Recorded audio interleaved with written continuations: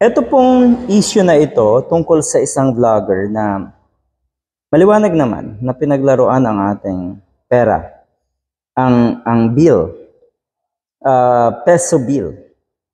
Pinaglaruan niya, ginawang tila saranggola at pinalipad ang mga pinagtagpi-tagping pera, bills.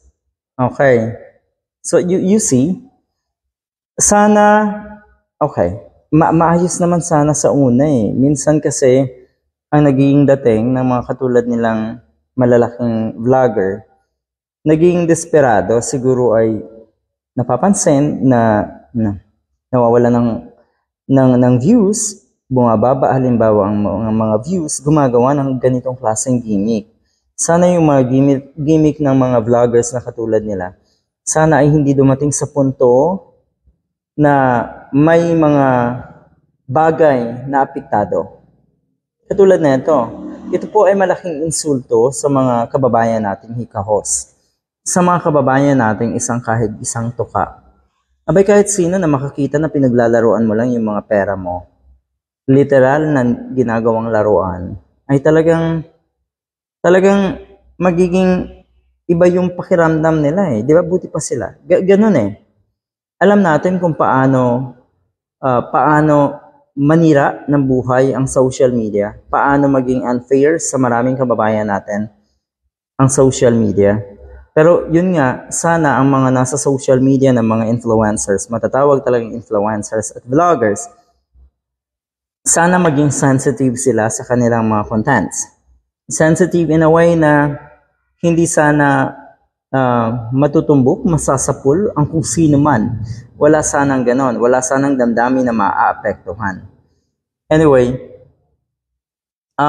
illegal tong ganitong gawain eh. Hindi talaga tama to. Meron pa dyan yung mga sinusunog ang pera, ginagawang saranggola ang perang papel natin, at yun nga, talagang pinaglalaruan.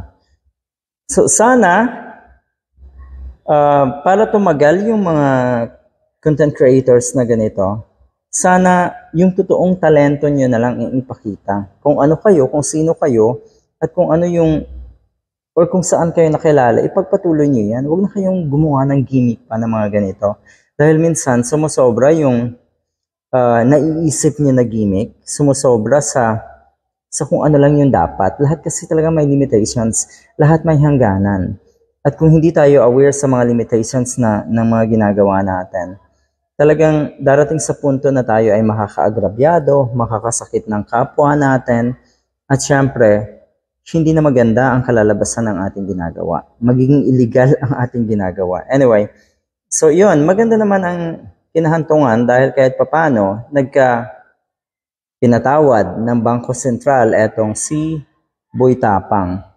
Maraming salamat sa mga nakaintindi at lalo na sa Bangko Sentral ng Pilipinas.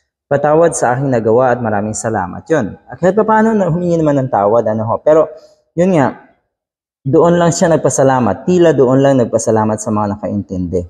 Hindi ba dapat na magpasalamat ka rin doon sa mga taong hindi naintindihan at hindi nagustuhan ang ginawa mo? Dahil dyan ka natuto. Dyan ka nagkaroon ng, or lesson to para sa'yo eh. So kung iisipin mo lang ay doon sa mga taong nakaintindi, negatibo pa rin po ang dating ng iyong paghingi ng paumanhin. Kaya dapat pasalamatan mo rin yung mga taong nakapuno ng kamalian at hindi maganda mong ginawa.